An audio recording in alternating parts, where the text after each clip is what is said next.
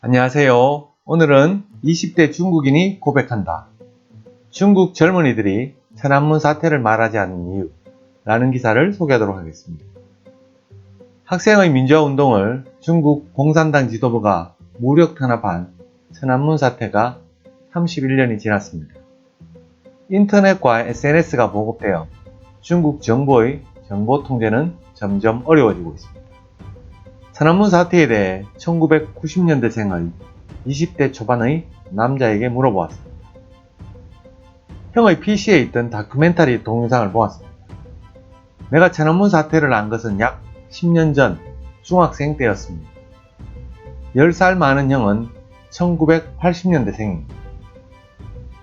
형은 당시 웹 디자이너를 하다가 자신의 컴퓨터를 자유롭게 쓰게 해주었습니다.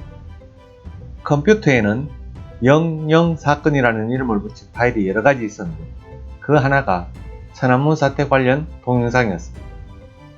그것은 3시간 정도의 다큐멘터리였는데 무슨 프로인지는 끝까지 보아도 잘 기억이 나지 않았습니다. 다만 한 인물이 탱크 앞에 서서 맞서고 나가는 장면만 선명하고 강렬하게 기억에 남아있습니다. 그들이 국가를 상대로 싸우는 것은 알았습니다. 그런데 왜 천안문 광장에서 단식하거나 항의를 하는지에 대해서는 이해하지 못했습니다. 전차의 장면 이외에 인상이 남는 것은 별로 없었습니다. 왜 형이 동영상을 갖고 있는지도 모릅니다. 그 뒤 그 동영상은 보지 못했습니다. 천안문 사태에 관한 정보가 통제되고 있거나 중국은 감시 사회가 되어 사건을 화제로 삼기도 위험하다고 해외에서는 보도되고 있는데 중국 최대 검색 포털인 바이두에서 검색하자 당시 사건에 관한 콘텐츠가 나름 검색됩니다. 다만 오래된 정부 미디어 내용뿐입니다. 느낌으로 본다면 정치 이야기를 꺼리는 것은 정부를 두려워하기보다는 그렇게 할 가치가 있는 화제가 아니기 때문이라고 봅니다. 나는 고등학교 때부터 순수 애국자였습니다.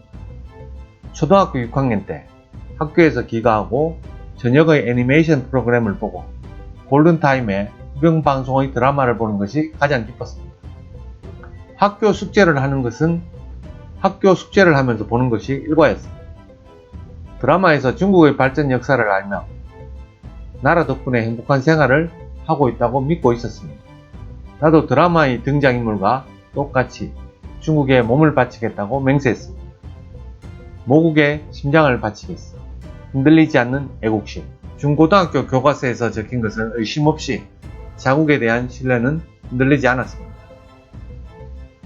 천안문 사태의 동영상에서 정부에 맞서는 젊은이들의 모습을 보면서도 마음은 흔들리지 않았습니다.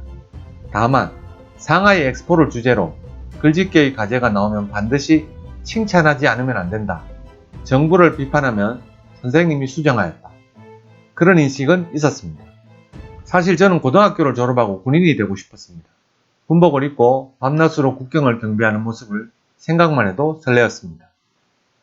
언제 어디서나 이 나라에 심장을 바친다는 각오는 되어 있었습니다. 하지만 부끄럽지만 여자애들보다 달리기도 느리고 해서 군인 선발을 통과하지는 못했습니다.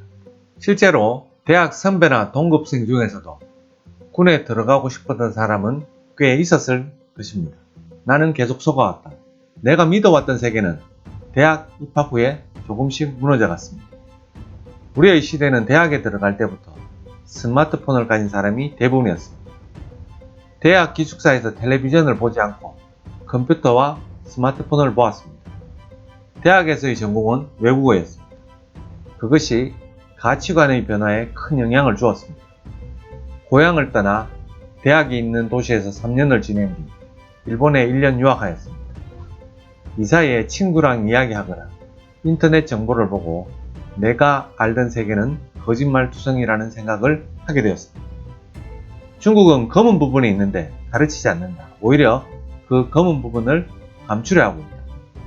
어느 날 친구와 이야기 중에 문득 생각이 났습니다. 나는 이 나라에 계속 속고 있었다. 라고. 넷플릭스를 볼 수 없는 세계에 위화감을 느낍니다. 중국의 정보 통제를 알게 된 후 나는 애국자를 그만두었습니다. 중국에서 구글과 트위터를 사용할 수 없는 것은 거기까진 큰 불편을 느끼지 않았습니다. 하지만 넷플릭스에 접속할 수 없는 것은 큰 스트레스였습니다. 일본에 유학했을 때 넷플릭스의 회원이 되어 드라마나 영화를 보는 것은 일상이 되었습니다. 유학 후 중국 대학에서 개인정보의 제출을 요구받았을 때 정말 싫었습니다. 저의 개인정보는 어디로 가는 걸까요? 학교는 무슨 권력이 있어서 개인정보를 수집하는 걸까요? 일본에서의 1년 생활에서 나는 여러가지 의문을 갖게 되었습니다. 친구와 함께 중국의 지하철을 탔을 때 옆에 앉아있던 외국인 여성이 스마트폰으로 구글을 검색하고 있었습니다. 그것을 본 친구가 검색하는데 왜 일부러 VPN을 쓰면서까지 구글에 연결하는지 이해가 되지 않는다고 말했습니다. 친구는 중국에서만 살았습니다. 일본에서 살며 유튜브, 넷플릭스, 인스타그램을 잘 쓰고 있던 나는 그 외국인 여자의 마음을 이해할 수 있었습니다. 중국인 20대에서 해외 경험의 유무에 따라 생각은 달라집니다. 그리고 한번 느낀 모국에 대한 위화감은 잘 사라지지 않습니다. 내가 베이징에 있을 때 어느 날 여러 친구에게서 미국 대사관 앞에서 분신 자살을 시도한 사람이 있었다라는 메시지와 동영상을 받았습니다. 큰 뉴스였습니다. 그러나 그 사건은 뉴스 사이트에서는 일절 언급되지 않았습니다. 뭐가 어떻게 조작되었는지 아무도 모른다. 그것이 중국이라고 생각했습니다. 20대의 중국인은 천안문 사태뿐 아니라 정치에는 관심이 없는 것 같습니다.